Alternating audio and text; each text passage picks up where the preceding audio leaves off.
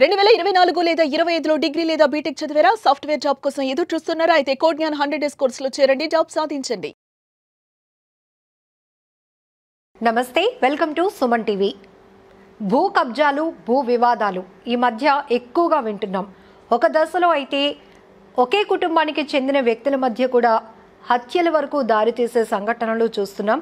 భూమిపైన పూర్తి ఆధారాలతో తమకు హక్కులు ఉన్నప్పటికీ కూడా కొంతమంది అవి కబ్జాకి గురి కావటం వల్ల ఎవరిని అప్రోచ్ అవ్వాలో తెలియదు, అధికారుల చుట్టూ తిరుగుతుంటారు. స్పందన లాంటి కార్యక్రమాల్లో దీనిపై వినతి పత్రాలు ఇవ్వటం ఇవన్నీ కూడా చూస్తున్నాం. అసలు భూమిపై హక్కు ఉన్న వ్యక్తి ఎటువంటి అప్రోచింగ్ రైట్ వేలో వెళ్ళొచ్చు, ఎటువంటి హక్కులు కలిగి ఉంటాడు, ఈ వివరాలు అడిగి తెలుసుకుందాం. హైకోర్టు అడ్వకేట్ రజనీ గారు మనతో పాటు ఉన్నారు. నమస్తే మేడం. వెల్కమ్ అండి. ఈ మధ్య చూస్తున్నాం, మీడియా ముందుకు వస్తారు, మా భూమి కబ్జా చేసేసారండి, మేము పోరాటం ఎప్పటి నుంచో చేస్తున్నా, దీనిపైన మాకు రైట్స్ ఉన్నా కూడా మాకు ఇవ్వటం లేదు అని. సో వాళ్ళకి ఎటువంటి అథారిటీ ఉంటుంది మ్యామ్? నమస్తే అండి. ముఖ్యంగా మనం స్పందన కంప్లైంట్స్ అనుకుంటాం. ఇది ప్రతి సోమవారం కన్సర్న్ పోలీస్ ఆఫీసర్, ఎస్పీ గారి దగ్గర, కలెక్టర్ గారి దగ్గర, ప్రతి జిల్లాలో జిల్లా వ్యాప్తంగా జరుగుతుంది.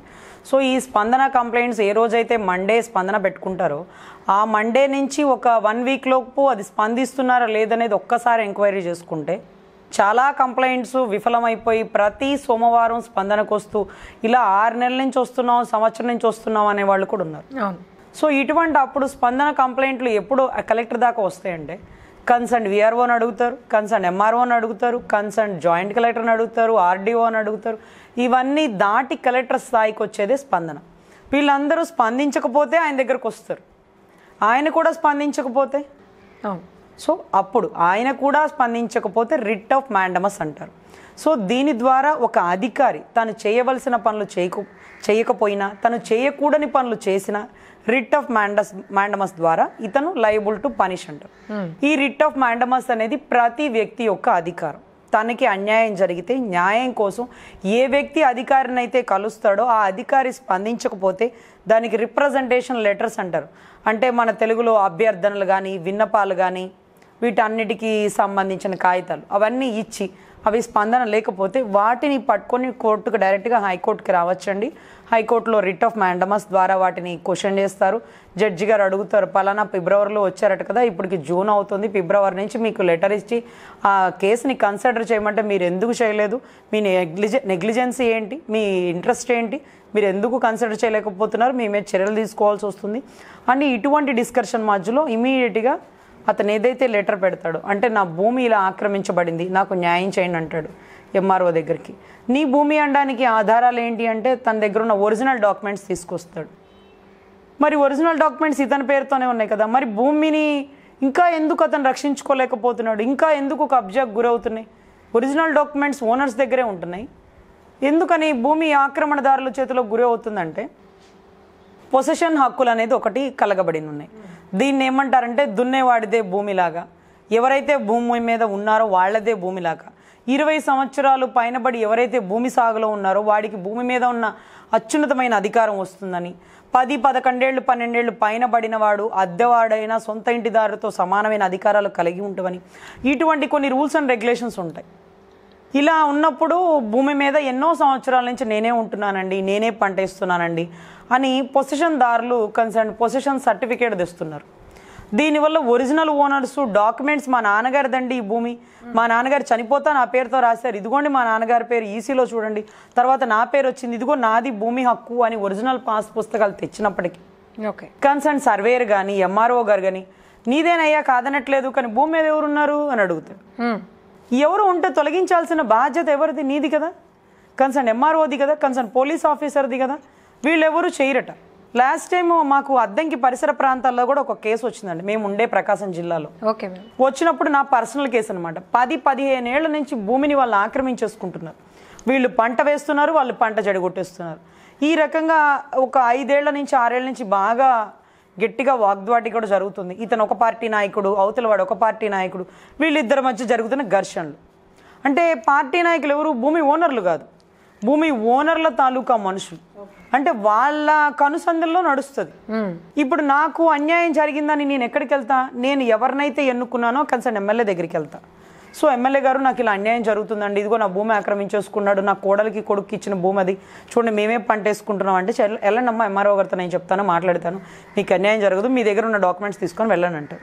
అవతల ఆక్రమణదారుడు ఉంటాడు, వాడేమంటాడు, పొజిషన్ సర్టిఫికేట్ తెచ్చుకుంటాడు, ఇదిగోండి సార్ ఈ భూమి 2 ఏళ్ల నుంచి 3 ఏళ్ల నుంచి నేనే సాగులో ఉన్నాను, నేను భూమి మీద ఉన్నాను, నన్ను కదిలించే హక్కు ఎవరికి లేదు, మీరు కదిలించాలంటే కోర్టు నుంచి ఆర్డర్ తెచ్చుకోవాలంట. అంటే ఇక్కడ ఎవరికి హక్కులు ఉన్నాయి? ఇటు సొంతదారుడికి హక్కులు ఉన్నాయి, ఆక్రమించిన వాడికి హక్కులు ఉన్నాయి.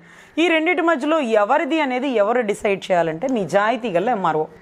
నీ దగ్గర ఏ ఆధారాలు ఉన్నాయని నువ్వు భూమి మీదకి వెళ్ళావు, నువ్వు ఆక్రమించుకుంటున్నావు, ఇది తప్పు.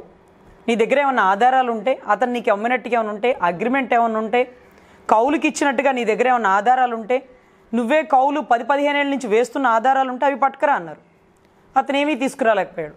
ఏవో దొంగ డాక్యుమెంట్స్ లాంటివి తీసుకొచ్చారట, అది డీటీ గారి దృష్టిలో పెట్టారట. డీటీ గారు అవి అక్కడి నుంచి ఎంఆర్ఓ గారి దగ్గర కూడా తీసుకెళ్ళా, ఏవయ్యా ఇవన్నీ తప్పు, ఎంఆర్ఓ గారి దగ్గర పెట్టమంటావా అంటే కాదండి రేపు తెస్తాను ఒరిజినల్ అని ఆ కాగితాలు తీసుకొని వెళ్ళిపోయాడట.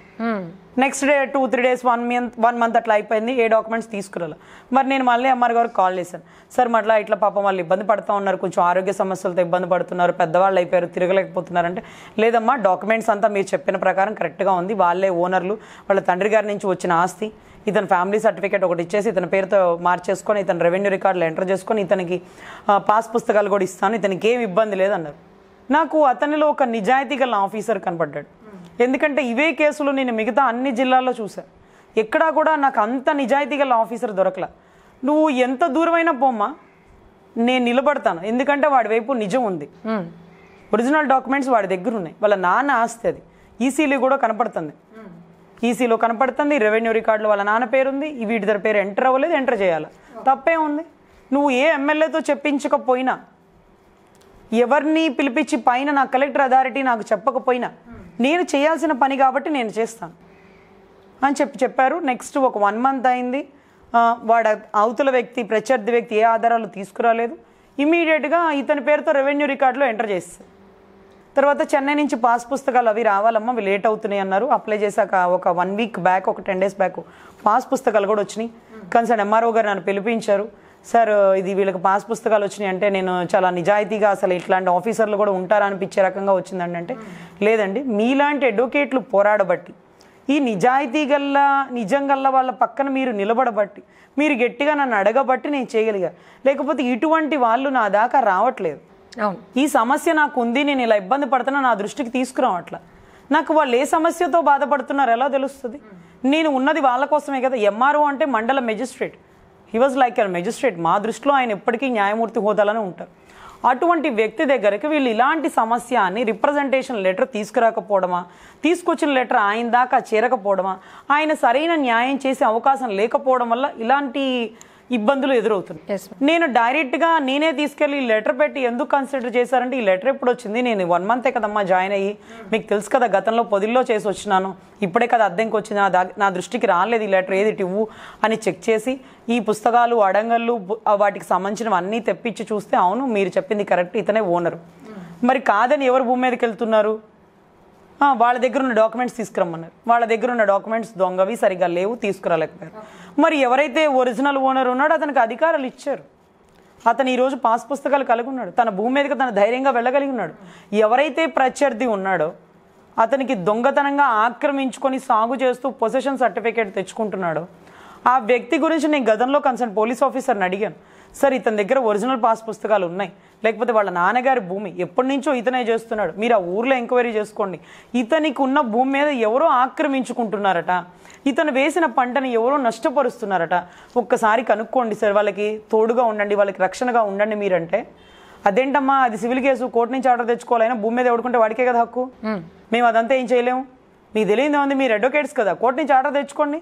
సార్ కోర్టు ఆర్డర్ అంటే చాలా టైం పడుతుందేమో, వాళ్ళకి అవంతా తెలియదు కదా సార్, అంత డబ్బు కూడా వాళ్ళ దగ్గర లేదు, కోర్టుల చుట్టూ తిరగలేరు, అంత టైం లేదు, ఇది మీ చేతుల్లో పని సార్, వాళ్ళకి కాగితాలు ఉన్నాయి, వాళ్ళ నాన్న ఆస్తి, మీరు కావాలంటే ఎంఆర్ఓ గారితో ఒక్కసారి మాట్లాడండి, నాకేం అవసరం ఎంఆర్ఓతో మాట్లాడడానికి, కోర్టు నుంచి ఆర్డర్ తెచ్చుకో చేస్తాను, అదర్వైజ్ నేను చేయలేను అన్నారు. నేను చెప్పాను సరే మీరు చేయలేరు కదా, ఎవరైతే నా క్లయింట్ ఉన్నాడో వాడిని ట్రాక్టర్ వేసి భూమి మీదకి పంపిస్తా, భూమి దున్నుతాడు, వాడు పంట చెడగొట్టాడు కదా, వీళ్ళు మళ్ళీ పంట వేస్తారు, ఈసారి ఏమన్నా వస్తే మీరు గొడవలకు సంబంధించిన 323, 326 కేసులు పెట్టుకోవాల్సి వచ్చింది. సో ఈసారి మీరు చేస్తే 420 చీటింగ్ మోసం చేస్తున్నాడు మా భూమి మీదకి వచ్చని, లేకపోతే క్రిమినల్ కాన్స్పిరసీతో చేస్తున్నాడు, లేకపోతే మా మీద దాడి చేయడానికి వచ్చాడు, ఇటువంటి కేసులు కట్టాల్సి వచ్చిందంటే ఆ పోలీస్ ఆఫీసర్ వెంటనే చెప్పిన మాట, లేదు మీ మీద కాదు వాళ్ళ మీద కాదు కట్టేది, మీ మీద కడతా, వాళ్ళ భూమి మీదకి వస్తున్నారని మీ మీద కడతాను అన్నాడు. అదేలా సార్ అన్న, భూమి మీద వాడున్నాడు, వాడి భూమి మీద ఉన్నప్పుడు మీరు ఎలా వస్తారు? వాడిదని భూమి అని ఏం ఆధారాలు ఉన్నాయి సార్ అని. అదంతా నాకు తెలియదమ్మా, భూమి మీద ఎవరు తింటే వాళ్ళదే భూమి, అలాంటప్పుడు ఓనర్లు వచ్చినా కానీ మేము ప్రత్యర్థులకే రక్షణ కల్పించాలి, ఓనర్లకు రక్షణ కల్పించలేమన్నారు. అటువంటి పోలీస్ ఆఫీసర్లను చూస్తే అద్దెంకిలో నేను నిజంగా వండర్ అయిపోయా. అదేంటి సార్, వాళ్ళు పేదోళ్ళు, వాళ్ళు కోట్ల చుట్టూ తిరగలేరు, వాళ్ళకి న్యాయం ఏంటో తెలియదు, వాళ్ళ నాన్న ఇచ్చిన భూమి సార్, తరతరాల నుంచి వాళ్ళే ఇస్తున్నారు, మీరు ఎంక్వైరీ చేసుకోండి సార్, వాళ్ళకి రక్షణ కల్పించండి సార్, మేము ఎక్కడో అమరావతిలో ఉంటాం, ప్రతిసారి మీకు చెప్పలేము.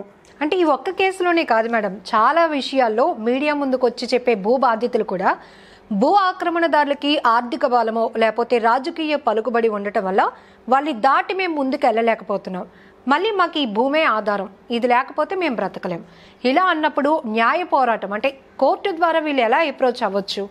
వీళ్ళు అదే మేడం, నేను చెప్పాను కదా, కోర్టు ద్వారా కొంచెం చదువుకొని కొంచెం ధైర్యంగా బయటికి రాగలిగితే రిట్ ఆఫ్ మ్యాండమస్ ద్వారా మనం కోర్టులో ఛాలెంజ్ చేయొచ్చు. చాలా వరకు ఏంటంటే సివిల్ కోర్టులో వేస్తారు, ఇది సివిల్ గొడవలని. సివిల్ గొడవలని వేస్తే ఏమవుతుందంటే ఈ భూమి నీదా నాదా అని పోట్లాడుకునేటప్పుడు సివిల్ కోర్టులో వేస్తారు, క్రింద జిల్లా కోర్టులో వేస్తారు, అది చాలా సంవత్సరాలు జరిగేస్తాయి. అంటే అరౌండ్ ఒక 4 years 5 years 6 years 10 years కూడా జరిగేస్తాయి.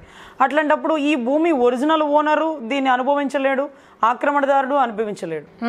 సో ఇటువంటి టైంలో స్టేటస్ కోలు కానీ స్టే ఆర్డర్లు కానీ ఏవి తెచ్చుకున్నా కానీ సంవత్సరాలు అయిపోయేటప్పటికి తల్లిదండ్రులు కేసు వేస్తే కొడుకులు అనుభవించడం, కొడుకులు కేసు వేస్తే మనవాళ్ళు అనుభవించడం, ఇటువంటి తరంగా న్యాయస్థానాలు నిలబడిపోయినాయి. నాకు ఇటువంటి అప్పుడు అనిపించింది, న్యాయస్థానాలు త్వరితగతిన ఇటువంటి కేసులు తేలిస్తే ఎవరైతే దీన్ని అనుభవించాలనుకొని భూమిని వేస్తాడో వాడికి తప్ప మిగతా వాళ్ళందరికీ దొరుకుతుంది దాని న్యాయం. కానీ నాకు అనిపించినప్పుడు ప్రతిసారి రిట్ ఆఫ్ మ్యాండమస్ కరెక్ట్ అనిపిస్తుంది. ఎందుకంటే ఈ అధికారంతో ఏమవుతుందంటే ఒక అధికారిని అడుగుతున్నాం మనం ఈ భూమి నాది అని, నాకు అధికారాలు ఉన్నాయని ఎవిడెన్స్ చూపిస్తున్నాం, పాస్ పుస్తకాలు, రెవెన్యూ రికార్డులు, ఎంట్రీసు, అడంగల్ బుక్స్, అయినా కూడా నా భూమికి రక్షణ కల్పించట్లేదు సార్, ఎవరో నా భూమిని ఆక్రమిస్తున్నారా సార్ అని ఒక సాధారణ పౌరుడు కనుక ఎంఆర్ఓకి లెటర్ పెట్టినా, కలెక్టర్కి లెటర్ పెట్టినా, ఆర్డీఓ గారికి లెటర్ పెట్టినా, తర్వాత జాయింట్ కలెక్టర్కి లెటర్ పెట్టినా వాళ్ళు కన్సిడర్ చేయకపోతే, అంటే వాళ్ళు స్పందించకపోతే, స్పందన పెట్టిందే స్పందించడానికి, స్పందన కంప్లైంట్లో కూడా స్పందించకపోతే ఇమీడియట్గా రిట్ ఆఫ్ మ్యాండమస్ ద్వారా మనం హైకోర్టుకు వచ్చేయచ్చు. ఈ మ్యాండమస్ అధికారాన్ని ఉపయోగిస్తూ కన్సర్న్ అధికారికి హైకోర్టు నుంచి ఇన్స్ట్రక్షన్స్ వెళ్తాయి, ఇమీడియట్గా ఈ కేసుని పరిష్కరించండి, అతని దగ్గర ఉన్న ఆధారాలు చూపిస్తున్నాం, భూమి మీద హక్కు అతనికే కలిగి ఉంది, మీరు ఎంక్వైరీ చేయించండి, అతనికి న్యాయం చేయండి అని డైరెక్ట్గా హైకోర్టు జడ్జి గారు ఒక ఆర్డర్ ఇస్తారు. మేడం ఒక డౌట్, ఇప్పుడు ఒక భూమి పైన వారసత్వ హక్కు కలిగి అంటే తండ్రి నుంచో తాత నుంచో వచ్చిన ఒక వ్యక్తి ఉండొచ్చు, ఇటు కౌలుకో మరో విధంగా ఆ ప్లేస్లో మరొకరు ఉండొచ్చు, ఒకవేళ ఎన్ని సంవత్సరాలు దాటితే పూర్తిగా ఆక్రమించుకున్న వాడికే హక్కు ఉంటుంది? అంటే సంవత్సరాలు అనేటప్పటికి ఎట్లా వస్తుందంటే మేడం 10 సంవత్సరాలు 14 సంవత్సరాలు 12 సంవత్సరాలు ఒక లెటర్ పెడతారు, కానీ వాళ్ళు ఎన్ని సంవత్సరాలు భూమి మీద ఉన్నారో ఎవిడెన్స్ ఉండదు. కౌలుదారులు ఏం చెప్తారంటే మాకు 10 ఏళ్ల నుంచి భూమి మీద ఉన్నాం, 20 ఏళ్ళ నుంచి మేము సాగులో ఉన్నాం అంటారు. అరౌండ్ ఒక 20 years నుంచి వాళ్ళే సాగులో ఉంటే భూమి వాళ్ళది అయిపోతుంది. సో వాళ్ళది అయిపోతున్నప్పుడు మేము 15 ఏళ్ళ నుంచి మేము ఉన్నాం, 12 ఏళ్ళ నుంచి మేము ఉన్నామంటే 20 ఏళ్ళు ఉండాలి కదమ్మా, మీరుంది 12 ఏళ్లే కదా, 15 ఏళ్ళు కదా, మీకు హక్కు ఉండదు అంటారు. అప్పుడు వాడు ఏం చేస్తాడు, ఎన్ని సంవత్సరాలు ఉండాలో తెలుసుకొని అన్ని సంవత్సరాలు మేము ఉంటున్నట్టు ఎవిడెన్స్లో ఆధారాలు తెచ్చేస్తారు. చుట్టుపక్కల ఉన్న వాళ్ళు ఎప్పుడు పలానా సుబ్బారావు కొడుకు భూమిని వేస్తున్నాడు అంటే సుబ్బారావు కొడుకు భూమి మీదే లేడండి, వాడు ఎక్కడో హైదరాబాద్లో చదువుకుంటున్నాడు, పలానా అప్పారావు కొడుకే భూమి చేస్తున్నాడు, వాళ్ళ నాన్న ఎప్పుడో ఊరొదిలి వెళ్ళిపోయాడు, 20 ఏళ్ళు 30 ఏళ్ళ నుంచి భూమి మీద వాళ్లే ఉన్నారంటారు. అంటే సుమారుగా ఒక సంవత్సరం కేటాయిచ్చేస్తున్నారు. 10, 12, 15 అనేది ఎవరు నమోదు చేసుకోవాలి, నోటి మాటగా చెప్పేస్తున్నారు. 20 ఏళ్ళ నుంచి భూమి మీద వాడే ఉన్నాడండి అంటే 20 ఏళ్ళ లోపు కాదే, మాక్సిమం మాకు 20 ఏళ్ళు తర్వాతే కదా కోర్టు కన్సిడర్ అయ్యేది అనుకున్న ఉద్దేశంతో ప్రతి ఒక్కళ్ళు 20 ఏళ్ళు మేము భూమి మీద నుంచి ఉన్నాం, కావాలంటే ఊర్లో కనుక్కోండి అంటే ఊర్లో ఎవరు చెప్తారు, పెద్ద మనుషులు, ఆసాములు, లేకపోతే పంచాయతీ సెక్రటరీలు, తర్వాత గ్రామ పెద్దలు, మేము పుట్టిన దగ్గర నుంచి భూమి మీద వాడే ఉన్నాడు, వాళ్ళకే కౌలు ఇచ్చినారు, వీళ్ళు ఓనర్లు వెళ్ళిపోయినారు అంటే పొజిషన్ సర్టిఫికేట్ తెస్తారు, కౌలుదారు సర్టిఫికేట్ తెస్తారు, చిన్నగా రెవెన్యూ రికార్డులో వీళ్ళ పేరు ఎంటర్ అయిపోతుంది. దీనివల్ల వీళ్ళు హక్కుదారులు అయిపోతున్నారు. ఒక్కొక్కసారి భూమిని అమ్మే హక్కు వీళ్ళకి కలిగి ఉండదు, రెవెన్యూ రికార్డులో ఒరిజినల్ ఓనర్ పేరు ఉంటుంది, భూమి మీద వీడే ఉంటాడు, 20 ఏళ్ళ నుంచి ఉంటాడు. కానీ రెవెన్యూ రికార్డులో ఇతని పేరు ఎక్కదు, అతని పేరు ఎక్కదు. అప్పుడు కొనేవాళ్ళు ఎలా కొంటారు? నీది అనడానికి ఆధారం ఏంటి? లేదు. ఇంకొకటిది అనడానికి ఆధారం ఏంటి? అది ఉంది. కానీ వాడా మనకు అమ్మేది కాదు, వీడు మనకు అమ్మేది. సో అమ్మేవాడు సరైన ఆధారాలు లేవు, కొనేవాడు అసలు ఓనర్ ఎక్కడో ఉన్నాడు. సో ఇవన్నీ మనకెందుకు లేని ఇట్లాంటి భూములు కొనడం కూడా మానేస్తుంటారు. లేదు చాలా తక్కువ రేటుకి కొంటుంటారు. సో ఇట్లాంటి వాటికి అనధికార రిజిస్ట్రేషన్స్ అంటారు. అంటే ఒక భూమికి 2 రిజిస్ట్రేషన్స్ కలిగి ఉండడం, డబల్ రిజిస్ట్రేషన్స్ అంటారు. సో ఇటువంటివన్నీ అక్రమ ఆస్తుల ఆక్రమణలాగా కన్సర్న్ ఎంఆర్ఓ దృష్టికి, స్పందన కంప్లైంట్లకి, కలెక్టర్ గారి దృష్టికి వెళ్ళినప్పుడు ప్రతి ఒక్క రైతుకు కానీ బాధితుడికి కానీ ఒకటే విజ్ఞప్తి అండి. మీరు సివిల్ కోర్టుకు వెళ్ళి సంవత్సరాలు తిరగలేని వాళ్ళు ఇమీడియట్గా మీరు కన్సర్న్ ఎంఆర్ఓ దగ్గరికి వెళ్ళండి. మీకున్న బాధని రిప్రజెంటేషన్ లెటర్గా పెట్టండి. ఆయన స్పందించకపోతే ఆర్డీఓ గారి దగ్గరికి వెళ్ళండి, ఆయన దగ్గర లెటర్ పెట్టండి. అదే రకంగా ఒక 1 వీక్ టైం ఇచ్చి మళ్ళీ స్పందన కంప్లైంట్లో జేసీ గారి దగ్గరికి వెళ్ళండి, ఆయన దగ్గర ఒక లెటర్ పెట్టండి. ఫైనల్గా కలెక్టర్ గారి దగ్గరికి వెళ్ళండి, ఇంకొక లెటర్ పెట్టండి, అది కూడా ఒక స్పందన. ఇలాగ 4 వారాలు 4 స్పందనలు కంప్లైంట్ పెట్టి ఎవరూ స్పందించిన టైంలో ఆ 4 లెటర్లు స్టాంప్ వేయించుకుని, అంటే మీరు వెళ్ళినట్టుగా ఆధారాలు తెచ్చుకొని ఆ 4 లెటర్లు కనుక మీరు హైకోర్టుకు తీసుకురాగలిగితే రిట్ ఆఫ్ మ్యాండమస్ ద్వారా మీకు ఖచ్చితంగా కోర్టు నుంచి ఆర్డర్ వస్తుందండి. మీరు పెట్టిన లెటర్ అంటే మీరు నిజాయితీ ఉంటే, మీ దగ్గర నిజంగా ఒరిజినల్ డాక్యుమెంట్స్ ఉంటే, మీరే ఒరిజినల్ భూమి ఓనర్లు అయి ఉంటే ఖచ్చితంగా మీకున్న ఆధారాలు కూడా దాన్ని ఎఫిడవిట్లో ఎంక్లూజ్ చేయండి. వాటితో పాటు ఇమీడియట్గా మీకు హైకోర్టులో ఖచ్చితమైన న్యాయం జరుగుతుందండి. ఎక్కడ ఎవరు సంవత్సరాలు తిరగాల్సిన పని లేదు. స్థలం గొడవలు సహజంగా తిరుగుతుంటారు, కానీ అధికారి పని చేయట్లేదు అని మనం ఇక్కడ క్వశ్చన్ చేస్తున్నాం. కాబట్టి ఇమ్మీడియట్గా హైకోర్టులో ఒక నెల లోపే, మ్యాక్సిమం ఒక నెలన్నర లోపే అధికారితో పని చేపించేటటువంటి అధికారం జ్యుడిషియరీ వ్యవస్థకు ఉందండి. మీరు భావిస్తే లెజిస్లేటరీ వ్యవస్థ, ఎగ్జిక్యూటివ్ వ్యవస్థ, జ్యుడిషియరీ వ్యవస్థని 3 విభాగాల మీదే ప్రజాస్వామ్యం ఆధారపడి ఉంటుంది. అదే రకంగా లెజిస్లేటరీ వ్యవస్థలో కనుక పొలిటికల్ లీడర్లు కనుక దందాలు నడిపించి మీ భూమిని ఆక్రమించుకుంటున్నారు అని మీకు తెలిసి ఉంటే మీరు ఇమీడియట్గా ఎగ్జిక్యూటివ్కి కంప్లైంట్ ఇస్తున్నారు. సార్ మా భూమిని పలానా ఎమ్మెల్యే తాలూకా మనుషులు ఆక్రమించుకుంటున్నారు, మా భూమిని ఎంపీ గారి తాలూకా మనుషులు వాళ్ళ పేరుతో మార్చేసుకున్నారు మా ప్రమేయం లేకుండా అనేది మీరు లెటరు ఎగ్జిక్యూటివ్ అంటే ఎంఆర్ఓ స్థాయికి, జ్యుడిషియరీ ఎంఆర్ఓ స్థాయికి, దానికి మించి కలెక్టర్ స్థాయికి, వీళ్ళందరూ కూడా ఒక జడ్జిలేనండి. ఎంఆర్ఓ అంటే మండల మేజిస్ట్రేట్, డిస్ట్రిక్ట్ మేజిస్ట్రేట్ వచ్చి కలెక్టర్ సంబంధించిన వ్యక్తి. సో ఈ రకంగా ఈ ఇద్దరు న్యాయమూర్తులు కనుక మీకు న్యాయం చేయకపోతే ఫైనల్గా మీరు రావాల్సింది జ్యుడిషియరీ వ్యవస్థ. సో ఎగ్జిక్యూటివ్, లెజిస్లేటరీ తర్వాత ఉన్నటువంటి జ్యుడిషియరీ వ్యవస్థకు వస్తే మీకు ఖచ్చితంగా న్యాయం జరుగుతుంది. చాలామంది భూ కబ్జాదారులు పెడుతున్న బాధలకి సరైన భూమి ఓనర్లు వాటిని తాళలేక, ఎదుర్కోలేక 10 లక్షల భూమి కూడా 3 లక్షలకి వాళ్ళకి ఇచ్చేస్తున్నారండి. ఏంటా ఈ భూమి ఇంత తక్కువ రేటుకి వచ్చిందంటే ఒరిజినల్ ఓనర్లు మేమేనండి, కానీ కబ్జాదారులు వచ్చి ఆక్రమించేస్తున్నారు, మీరు వాళ్ళని కనుక ఎదుర్కొంటానంటే మీకు 3 లక్షలు ఇస్తామనేసి. ఈ కొనుక్కున్నవాడు భూ కబ్జాదారుడే, ఈ అమ్మినవాడు భూ కబ్జాదారుడే.